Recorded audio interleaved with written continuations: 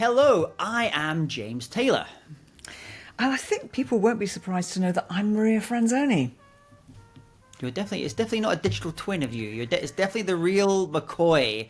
We don't cheat. We don't have cheap things on this show. We only have real human beings on them. So you're listening to the SpeakersU Podcast. Thank you for joining us. Maria, what has been happening in your life since we last did this episode? Oh, I've been really busy. I've actually been partying a lot, James, which is unlike me because I'm a totally antisocial person since COVID. But actually now I've been partying because it's been my husband's birthday. I also had my first Christmas dinner, which we're recording on the 1st of December, let's be transparent. And I've already had my first Christmas dinner and my first carol concert. I mean, that's crazy, right? Right? And then last night, I took my husband to see Trevor Noah at the Hammersmith Apollo. Comedian, South African comedian. If you don't know him, highly recommend him. But be aware, whatever time he says he's going to finish, add another hour, because he does like to carry on, and the audience love it, because I was in tears. I had to go to the bathroom and wash my face before we left, because I was driving home.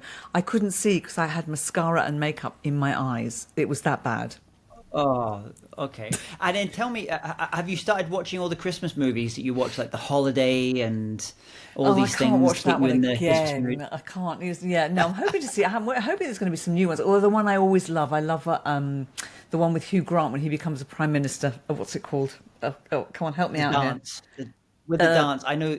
Is it Love Actually? No, it's not Love Actually. Is it? No, that's not the one. Yeah, Is it? Okay. Anyway, because I like the chap who does. Oh, forget it. I've got no memory, James.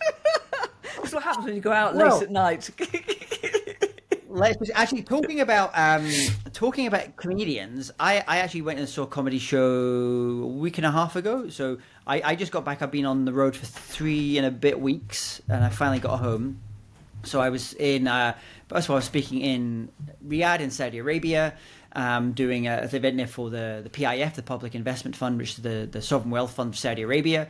And then I was in Dubai for an event, and then I was in Manila in the Philippines. Really interesting. We're going to talk about trends in this episode.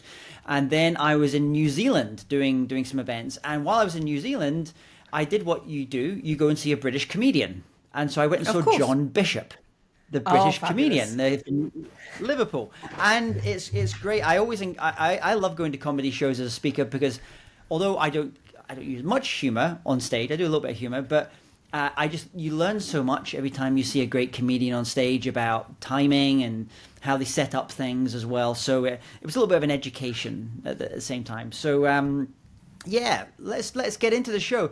Today we're going to talk about the trends that we're seeing, and this was prompted by you, Maria, because we'd had a little chat in advance of this show, and I was saying what you'd been doing, and I think you just spoke at an event where you spoke to a whole bunch of speakers about the trends that you're seeing just now in the speaking business. So it was what were you sharing with them? So it was about the future of the speaking industry. It was hosted by your friends and mine who run the Speaker Summit and Awards. So was Elliot, Lavelda and Simone team. You spoke at that conference this year. Yeah. So they were hosting that. Do you know they had 1,000 registrations, James? That's just crazy for their webinar, yeah? And 350 or 360 turned up in person. It's absolutely bonkers. And of course there were technical hitches in the background while Lavelda and I were on trying to look all professional and ignore what was going on. But we talked about 3 different areas, and my area was, what should we be thinking about for 2026, which I think is a really important topic. And the reason I mentioned it to you is because, of course, I was doing it through the booker's lens, but it'd be lovely for you to bring in some of what you're seeing, because you're out there in the various markets. You've just told us the markets that you've just been in very recently. So you can tell us if what I'm seeing from the booker's point of view is exactly what you're seeing from the speaker's point of view. And I thought that would be quite an interesting angle. So what was the first one? What was the first one that you shared in terms of trends that you're seeing, or trends you think are going to become more pronounced as time goes on? Well, we were looking at what's genuinely shifting, because this is something you and I have talked about in the past, about what actually there's things that don't change. That, a lot of people focus about what does change, but there's so many things that actually don't change in business or in industries. So we were looking at sort of some of the things that have changed and are changing. And one is one that we've talked about before. Mary Tilson, who I work with, and I have talked about but it's really more prominent than ever. And the need to be totally clear on what the ROI is when you are booked to speak. And that doesn't mean you wait until you start having the conversation. It's got to be clear in your materials across the board. Yeah. You know, what is the return on investment? What's the return on time for the audience? What's the return on objective, etc.? Because bookers are wanting to know that value, but they also want more value every time that they book you. So it's not enough just to turn up, do your speech and run off again. Those days are gone, right? If you're there, offer to help, offer to be part of the team. Don't add to the burden, but, offer, can I do a panel? Can I do a Q&A? Can I assist you in any way? And I imagine that you probably view it in that way. So that was one of the things that is becoming more and more important, and to focus on that in your materials. Are you seeing that as well out there? Yeah, definitely. I mean, I in fact, the one I just did in Auckland in New Zealand, where originally I was brought in to do, I think it was really just set as a keynote, like an hour-long keynote with some Q&A. And as things often happen, things kind of move. And we've talked about scope creep as well, so you have to be a little bit careful on it. But the way I felt on that particular one is they've flown me from the other end of the world to go and do this event, and I want to deliver as much value in the time that I have for the audience that's there as well. And I got the responses today because they did a survey of the audience members, and it was like 9, the highest kind of levels that they've ever had, I think, for a speaker. So I was really delighted. But one of the ways that kind of came about is because I had a conversation with the client after he'd already confirmed me for the keynote, and I said, what about if we did like a workshop within this as well, like a short kind of 30-minute style workshop? These are the things I think, because I'd had calls with 3 of their attendees in advance of the event, and a couple of things came up. I said, it'd be really good if I just taught 1 or 2 tools and we went really deep on those particular things. I think that would get real value for the attendees. It was great, let's do that. And then actually a few days before the event, he said, listen, I was going to be on a panel. He said, I've seen you recently do some, where you've been moderating. I've been moderating panels. And he said, it feels like you know these people, because I'd interviewed them all in advance for the prep for the event. And I knew what some of the areas that they wanted to go into. And so I said, yeah, I'm happy to not just be a panelist. I'll actually moderate. It was only a 30-minute panel anyway. So you're kind of stacking value on that. And then to give you a really good example, the client said to me afterwards, he said, oh, by the way, my counterpart in the US, my counterpart in Europe books the same events, but even bigger than this one, and I'm going to recommend you to him as well. So ROI, but then obviously, hopefully, it comes back to kind of serve you in future times. Love that. Really brilliant. Stacking. I like that. Stacking. It sounds good. It's a good way of explaining it. Yeah, stacking. And the other thing is, and this will upset many people, but hybrid doesn't seem to be disappearing. I thought it might because of the fact that it's actually quite expensive to do, but it seems not the case. So have you done much hybrid yourself? Yeah, the one I was doing actually in the Philippines was hybrid, because the theatre, it was actually a beautiful theatre. It was called the Meralco Theatre. Meralco was actually one of my clients for this particular event. They're an energy company. And I was speaking for a company called PLDT, which is the big telecoms company there. And this was all their business owners, the most senior people in the organization, the shareholders of the company, the board members, and the top leadership. But they have, like, I don't know, 30,000 employees or whatever it was. So they wanted it to be seen by a wider group of people. So in that case, there was a 3-camera shoot. So that it was being filmed and live at the same time as, doing it with the audience as well. And as a speaker, there's a couple of little things. I mean, the first question I always ask is, where is your principal camera for your... So when I come to the points that I know that I really want to punch home, that is the camera that I'll go to. So I'll kind of like look just slightly off to the left or the right of it. So it means that the person that's watching virtually, they feel that I'm connecting a little bit more with them as well. So there's technical things as a speaker you have to keep in mind for hybrids. I actually quite like them. I think you do have to make a decision early on. Who am I there to serve? Am I there to primarily serve the people in the room or the people that are watching virtually? And I know that a lot of my friends that are teachers, they have exactly the same issue where they say, they have to do hybrid teaching lessons, and you have to make a decision, like who are you really serving in that room? Because if you're delivering primarily, you've got like 10,000 people watching virtually and you've got only 50 people in the room, you might make a slightly different decision in terms of how you present. And I imagine also the client will lead you with that decision as well as to what their preference is. Because if it's the 50 leaders in the room, they might say, actually, we want you to focus on the leaders because they're the ones that are going to have to lead this change and lead the out. So, yeah, no, very good, very good. Brilliant. Now, here's something, and let's see if it's happened to you. One of the things I'm hearing from meeting professionals is that recording is becoming more and more standard in that. So if you as a speaker are saying, I don't want to be recorded, you might not get chosen. Have you been asked to be recorded every time or more often than in the past? Yeah, I think we spoke about this on a previous episode when we spoke about contracts. And I mean, I assume that the event is going to be recorded anyway. It's really the usage of that tends to be the issue. Actually, I encourage them. I want people to film it because hopefully I'll get some footage I can use for things as well.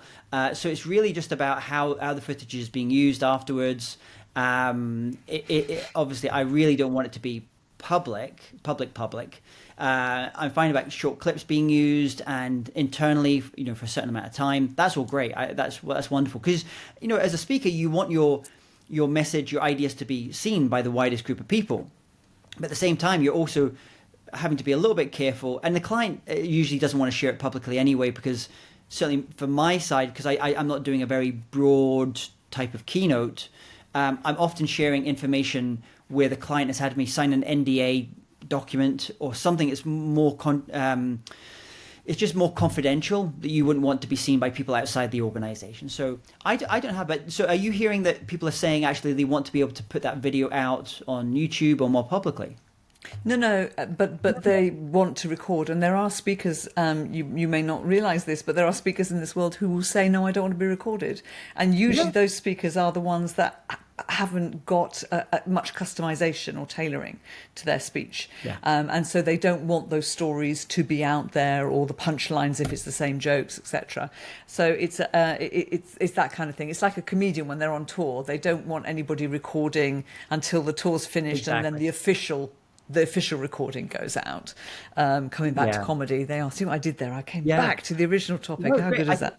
But it's a really good point because before, where I went on tour for 3 weeks, we went and saw Ricky Gervais at Wembley. And my wife kind of knows Ricky's partner, Jane. And so we'd been invited before to see work in progress shows, which is like really small, tiny little art centres or theatres where he's working up material to find out what works with an audience, and absolutely doesn't want any of that stuff being recorded. And he's already signed a deal in his case with Netflix that after he does, I think he just did 100 dates this year, and at the end of that he has workshopped that all these and he's found the best, and then they go and record 2 shows, and that is what the public, you'll see it in Christmas time, you'll see it, I think it comes out. And so I totally understand why you do not want people video recording. And just to put another example on it, the night after I went and saw Ricky Gervais, we went and saw ABBA Voyage. So that show probably dates me a little bit. And if anyone hasn't seen ABBA Voyage, go and see it. It's in London at the moment. But it's a great, if you want to see, we're going to talk about the trends in the future. I think that technology that they use for doing that show, you're going to start seeing that in different ways. And the thing I saw from there is that I thought, actually, they really said to people, don't film this, don't record this, because it really lessens the impact that you get when going and experience it live for the first time. And so I understand that some speakers, they don't want to, some of their speeches, especially if they're very quite the same thing every single time, they want that to be recorded. I get it. It's just not my particular style. And actually, it leads us on to customization and tailoring, which I know you do, and we have talked about it before. But I'm assuming that not everybody's listened to every episode, but they should go back and listen to all the episodes, and that seems to be more and more required now. That okay, we really do want you to customize as a speaker. We do want it to be tailored to our audience, and it goes back to adding value. And so that does require you maybe to have more than one briefing call or to do more research. Although, of course, you can use AI as well to help you with some of the research. Some of the deep research on ChatGPT, for example, is pretty good for researching companies and getting information. So we just created a tool. It's not live yet. It'll be live probably in the next few days. If I was just looking through it today with some of the members of the team, and it's essentially what it does is it uses AI. It's primarily aimed at event planners or people that are pitching for clients to, like, this is the speaker to be hiring, and this shows relevance. And so what it's very clever. What it does is basically you just type in the name of the industry, fintech or whatever the industry is, and then you type in the topic that that you want me to be speaking on. It's going to be obviously certain limited topics that people want me to speak on anyway. And then what it does is it spins up 3 to 5 ideas for titles of keynote titles and keynote descriptions. And it knows enough about the keynotes that I give and my style to weave into it the kind of my perspective, the way that I would come at that topic. So if it was a pharmaceutical industry and they want someone speaking about AI governance, it basically creates this really great, like really for that particular industry, and the description is really aimed at that industry and understands the words and the phrases that are used for that industry. But at the same time, I know that any of those that come up, I could actually craft a keynote for it as well. So it's called I think we're calling it an AI tailor-made something or other. It'll be launched in the next few days, and it's primarily for those event planners who've got a client that's come to them. They know the industry, they know broadly what the topic is they want to speak to, and what it will do is it just kind of automatically generates the title of the keynote, the description, and it has all my information there that they can just, in the videos, they can send, this is the thing, just send it link directly to the client. It has to be called tailor-made, and you have to spell it with a Y. Yeah, we are. You've got to. Yeah. That's brilliant. But it's great. I mean, these tools are amazing for that. And talking about on the trend side, and we're primarily also doing this this is a big trend that I'm seeing just now, is moving from SEO to GEO. So where you're moving from someone going onto Google saying top keynote speaker on emotional intelligence, to actually someone using ChatGPT or Perplexity or Gemini to ask that question, and it's coming up with the recommendations based upon that. And so the way that you have to create your web pages, let's say we're talking about web pages here, you're almost creating a series of pages that are for humans and a series of pages that are really for the bots. And so that's it's an interesting it's called technical SEO that you're doing.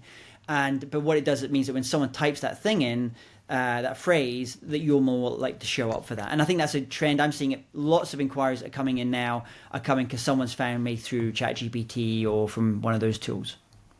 It's interesting you've called it GEO. We've been calling it AEO, sort of, AI, etc. So, and you call it GEO, which must be from the language models, the general language models. Maybe it's the generative side. It's probably the generative engine optimization. So they're going to get very confused now with GEO, AEO, SEO, OOO. Brilliant. So here's another thing, right? And you must have found this. Meeting planners, bookers, people doing the research are getting younger.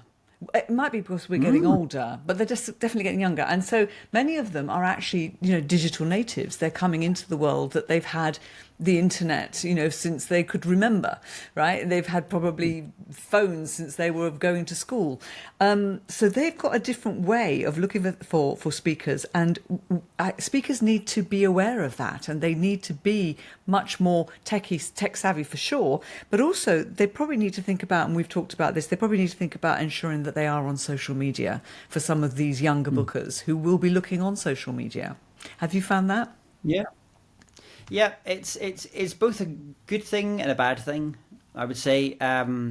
The good side about just this kind of fresh blood, fresh energy coming into the events industry is they've got new ways of thinking about things. They're not happy with what my friend Josh Linkner calls a flags and ferns event, where you go in, it looks like the room hasn't been dressed at all. It's got a flag, an American flag, and it's got some ferns at the front, and it's kind of pretty basic, and it's a 2-day event, and there's a gala dinner on the second night, and it's okay, fine, whatever. It's but it hasn't changed in 50 years, that model. Where I really like with the younger generation coming in, this is a generation that's grown up going to music festivals, going to like really experiential type events, and they're looking at how do you create that more experiential type of event, and almost create a festivalization of a conference. And that is really cool. I really like that. And I love talking with those people about almost kind of brainstorming, like we could go this way or like do this. So that's really fun. The downside, I would say, is that they often don't know the right questions to ask because they're new in the industry. They just don't have the experience of a more experienced event professional. And often there's a bit of a disconnect where the event planner will make, and I've heard this from the client side, will make some recommendations of speakers because they have a really great, TikTok profile, for example, but then they go and do the discovery call with the C-suite executive, and this is not right at all for what we're trying to do. So there's a little bit of a disconnect, I would say, there. But on the whole, it's great. I love the fact that that's coming in. And also, I know that what will happen as part of that is that they will look to book speakers, younger speakers. And that's the nature of things. And with them, those younger speakers will come with fresh ideas, fresh ways of doing things. So that is the nature. It's always change. But do you know what? I've seen it all the way through. There's always the next generation coming through of bookers who don't have the right questions, don't have the experience. And that's where the advantage of bureaus there. That's a really good selling point for bureaus and get bureaus involved in that they can really support those younger bookers that, yes, they've found the people that they want, but actually, hang on, let's just look at how we can prepare that speaker and ensure that they are ready to have those discussions. Fantastic. I think, actually, before we move on to the next one, to give me a chance to think about it, I think we ought to go to our sponsors. Do you not think? Yes, let's have a quick word from our sponsors. Do you dream of stepping on stage and being paid big, $10,000, $50,000, or even more for just one keynote? If you're ready to stop speaking for free or low fees and build a speaking business that generates real income, listen closely. Introducing the 7-Figure Speaker Program with James Taylor. He's trained hundreds of speakers to go from small stages to commanding big fees, teaching you the full system. Marketing, sales, craft, profitability. You'll get insider templates, email swipe copy, checklists, everything you need to book more gigs, raise your rates, win speaker bureau deals, and build evergreen revenue streams. If you want the strategy and tactics to build a global speaking business faster than you thought possible, this is your moment. Go to SpeakersU.com and get started today. The stage is ready for you. Are you a speaker struggling to get the right bookings? Or wondering how to turn your expertise into a steady speaking income? Maria Franzoni knows exactly how bookers think. After years running a global bureau and representing some of the world's best-known names, she now works directly with speakers like you. Her one-to-one support gives you clarity, strategy, and the confidence to grow your business. Find out more at mariafranzoni.me. Okay, before, I know you got some more of these trends here. I was just having a think before we came on just now. I'm going to probably be slightly, you're very optimistic with some of the things. I'm going to be slightly less optimistic in some of the things I'm seeing because sometimes, you have this as a coach obviously as well, but sometimes what speakers put out there in the world on their LinkedIn profiles, and it looks like they're doing incredibly well, and then they message me and then they say, I don't have any work. It's really quiet. The phone's not ringing. And so I just kind of want to feel for those that have got FOMO, that maybe been watching these shows or they're seeing loads of things on social media, like everyone's like so busy. Like, why am I not busy?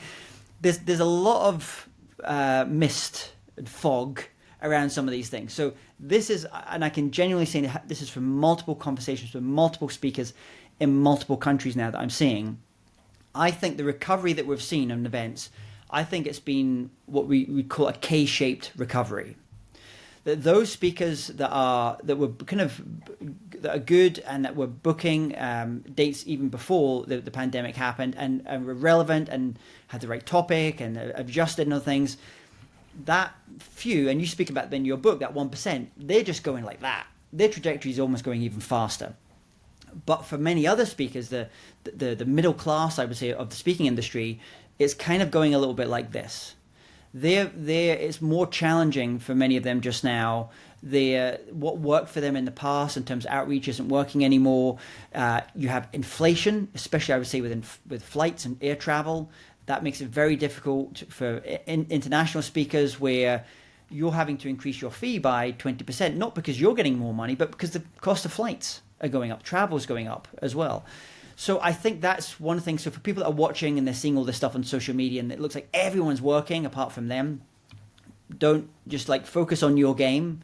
Don't pay too much attention to what's going on, and just try and find a way of getting into that upper K, part of the K as well.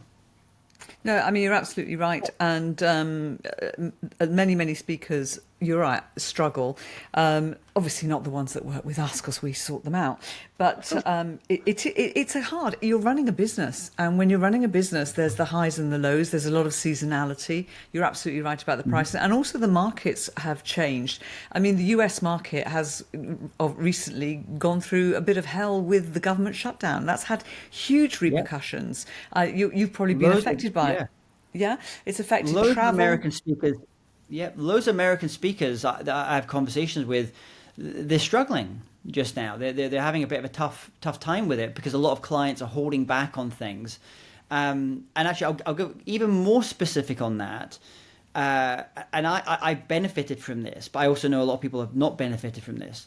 Is I speak on artificial intelligence, and I have been doing so since 2017. So AI has been like this. Everything's AI, so that's great. But if you're a general innovation speaker, all the air has been sucked out. All the life force has been sucked out of the world of innovation speakers, because all people want to talk about is an AI. They don't want to talk about innovation in the broader conception of AI is a type of innovation, is a way of innovating. But I think what will happen is when you eventually see the AI crash with the markets, then my hope is that many of those brilliant innovation speakers are out there who don't really have a message specifically around AI, but just broader innovation. I think some of their business will start to pick up a little bit. Yeah, no, it's interesting. It's interesting to see what the effects, the knock-on effects, and how long it takes for things to recover. So going back in terms of what's changing, and another thing that I'm seeing is video. So we did an episode, our last episode was, or very recent episode, was about Showreels. I think it was the last one actually. And one of my favourite topics. And it's really interesting because although bookers still want to see Showreels, they actually want to see you without that fancy editing, and they want to see what does it really look like for 10 minutes of you on stage, not just the best bits. So you now need not only the reel, but you need some footage, 10 minutes or so of you on stage.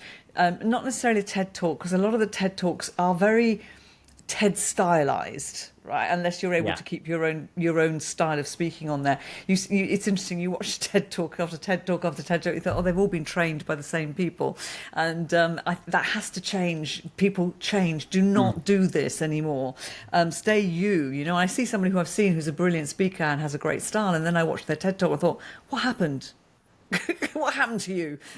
Anyway, that's another topic. All the life has been battered out of it. It's almost like, they say committees are alleyways that good ideas go down to get beaten up, and by the time it comes out, there's nothing that's there. And so sometimes you feel that they've worked with a coach and they've taken the passion out. I mean, I was just doing the event I just did in Auckland. There was a speaker that was speaking just before me who was not a professional speaker, but very experienced in his industry, and he was really, really nervous going up on stage. He said he'd never spoken on stage to that kind of group. It was his peers in that way, and he said, "Do you have any advice?" And I said, "The one bit of advice I would give you is be passionate about your topic. If you're passionate about your topic, whatever your topic is, that translates to an audience. They're there for you. No audience ever wants to see a speaker fail, ever. Everyone wants to go there to be engaged, entertained, and said, if you're passionate about your topic and that transmits to an audience, they get passionate, they get excited about it as well. And my problem with some of the TED Talks latterly is, and why I don't watch many of them now, is it just feels that they've just gone through the sausage factory, and the passion and the joy and imagine if, that has kind of disappeared from many of them. Yeah, and we're not going to tar them all with the same brush, but yes, I am seeing more and more of that, and it's it does, it's a shame. So yes, so video has changed a bit, and people want to see a bit more of you, and not necessarily just your best bits. So they want a little bit more video on there. So if you haven't got a YouTube channel, now's the time to get one. And I need to update my YouTube channel. You're very good. You're always adding videos to your YouTube channel, but I'm not very good at that. On this point, just to give it, we're talking about trends as well. So let me take you people a little bit further out, the next year or so. I just spoke at a conference, and we were talking about e-commerce and live selling, video selling. So if you're on TikTok, you're buying products with live selling. And it's been happening in China for many, many years, and the Chinese are actually the best at it, and they understand it really well. And if you watch people like Gary Vaynerchuk, he says that next year is going to be a big year for that type of selling. So here's an interesting model that I think a speaker could think about. I saw there's a very famous salesperson on one of the Chinese platforms. I can't remember if it's Weibo, which one it is. And he sells a bit like QVC in America, or I don't know what the British equivalent is. I think it's QVC here as well, actually. Yeah. Yes, they'll have a product and they talk about it and how beautiful it is, and and now you can buy. So what he does is he would normally do 4 hours a day of selling, and he'd be making millions and millions from selling different products. What he's now created, he's worked with, I think it was Alibaba to create it, was a clone, a digital twin of him. So now he will do 4 hours live selling on stage, on the screen, but the other 18 hours is his digital twin continuing to sell. And you almost really wouldn't know. It's not him that's doing the selling on it. And so I thought this is really interesting because, this means on the social media, and as you know, I'm not a massive fan of social media, but what I might decide to do is that, like, really my time on stage in front of a live audience is really precious for me. But a lot of stuff I do virtually and video wise, I might just have my digital twin do that instead now. And I think I think I've shared things with you before about how this kind of stuff works.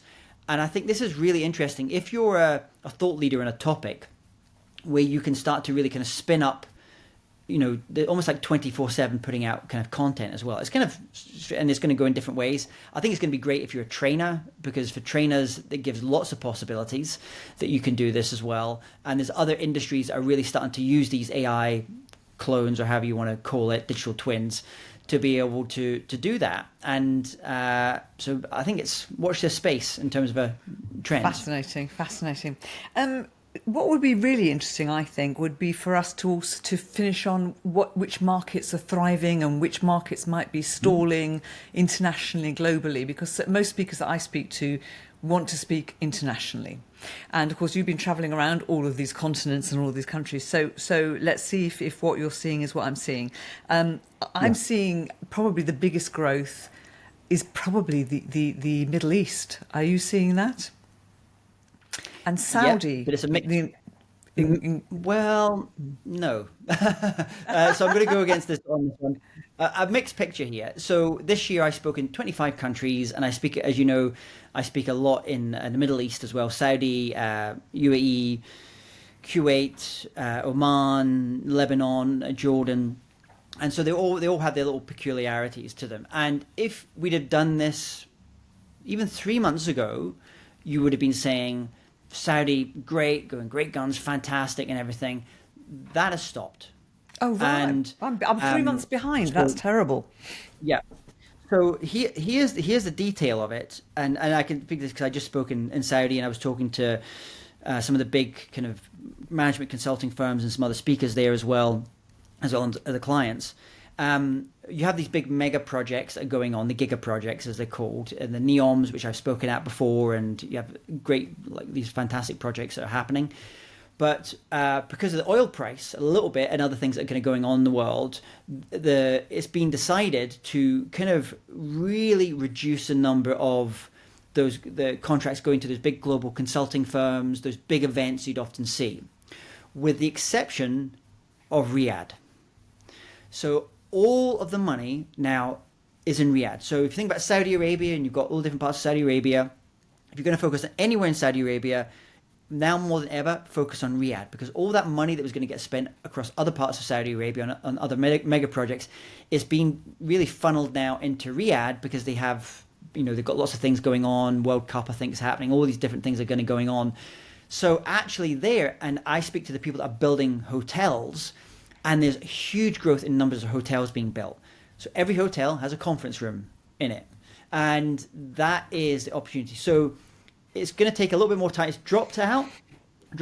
It's going to pick back up again just now. If you're watching this and you want to think about the Saudi market, which I think is a great market, you want to focus on Riyadh and just kind of forget Jeddah a little bit, and some other places, and really focus on that Riyadh market. And then if you look at the other parts of there, the other really cool one I would say to go at, and with everything that's changing now, is Jordan as a market, because Dubai has become very, very expensive to run events at. And so the people are looking at other cities, countries in the region where they can do an event. And Jordan is often very good. There's a lot of pharmaceutical companies, so you're having things in Amman. The other country that we've got to speak about, because I'm doing 2 events there in January alone, is Turkey, Istanbul.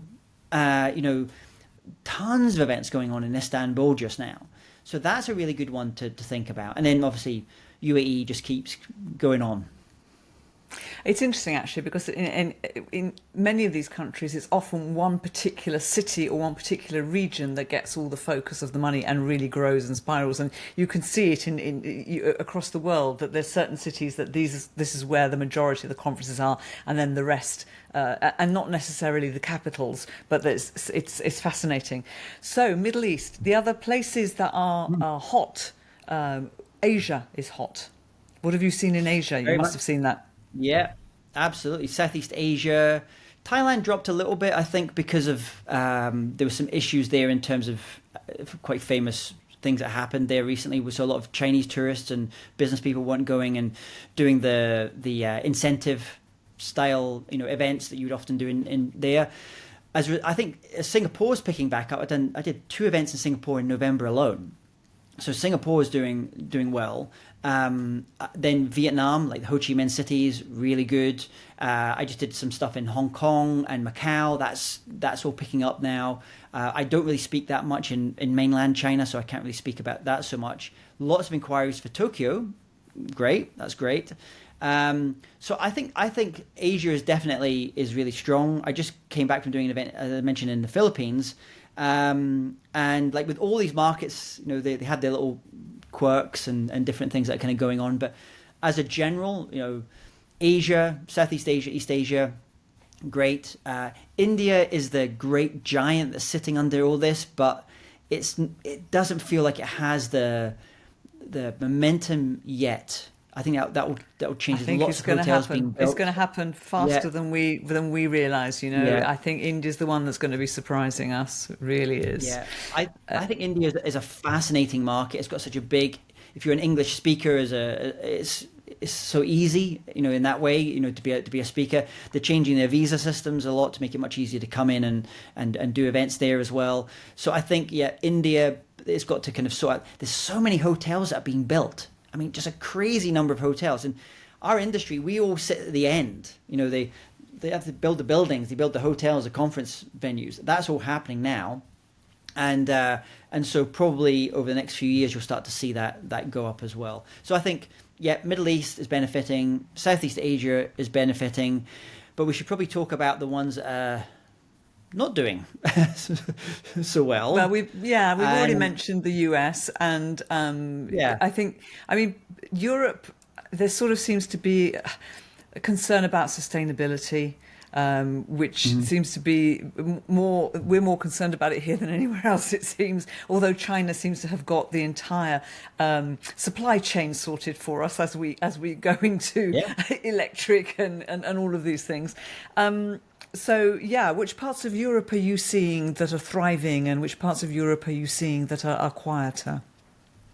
Yeah, so I think it depends on the topics that you're speaking on. If you're speaking on things which really touch on the industrial engineering, that side, or defence, I think actually probably quite a good time to be a speaker. that's great. Also, if you're talking about AI, that's great because they want to do lots of stuff around AI. And if you look at the places that I'm going to most, it's probably Germany, Spain, Portugal, Italy, Netherlands as well. I don't do so much in the Scandi countries, Baltics. The things that are coming up in the Baltics. There's always events happening in the Budapests and the Pragues of this world. They tend to have slightly lower budgets, so I'm often not in the rankings for those ones as well. But I would say no. Once the economy of somewhere like a Germany gets on a better footing, then I think that's going to be great. Obviously, we're in the UK, and the UK's had a pretty torrid time over the past few years, and it feels like it's been made very difficult to have like those big global events, which is why so many events are happening in the Paris or Berlins of this world.